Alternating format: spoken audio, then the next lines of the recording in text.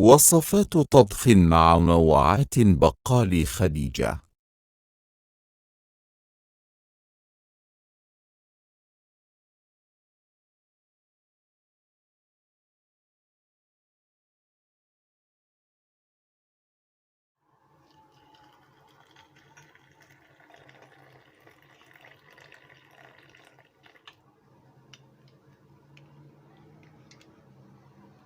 ودابا البنات غادي نشوفوا الكمير اللي كيبقى لنا هكا في رمضان غير كيضيع بحكم في الفطور تبارك الله كتحط طبيله كتكون مقاده وعامره وكيبقى الكمير غير كيضيع بارد. ما كنديروا به حتى شي حاجه في الحقيقه. علاش اللي ما نستعملولوش هاد الطريقه هذه؟ انا ملي كيبقى لي الكمير هكذاك بارد كنشدو كنقطعو على هذا الشكل وكنحمرو في الفران وكنحيدو في سطيل. قدينا ناكلوه في رمضان راه حنا كناكلوه، ما قديناش ناكلوه في رمضان.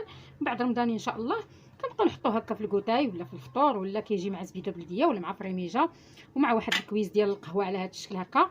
كيجي رائع البنات، والله الا كيجي غزال. وفي الحقيقه راه كيجي كيشهي على هذا الشكل هكا. كناخذوه كندهنوه بزبيده بلديه على هذا الشكل ولا فريميجه، ولا كل واحد كياخذ داكشي اللي هو بغا.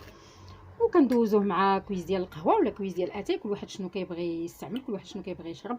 راه كيجي رائع البنات، وما في نفس الوقت ما كنضيعوش النعمه الله سبحانه وتعالى ما كيبغيش تضيعها. وكنلقاو هكذا فشي هكذا منين نحتاجوه في الكوتاي كنحطوا ديك الطبيسين نزيدو نعمروا به الطبيله ونقادو به الطبيله كيجي غزال وبصحه وراحه البنات. بغيت نشارك معكم هاد الحويجه واخا بسيطه، بغيت نشاركها معكم حيت كاين اللي يقدر يكون كيديرها وكاين اللي يقدر يكون ما عارفاش او ما كيديرهاش كاع، وكيبقى لنا ديك الكوميل غير كنلوحوه.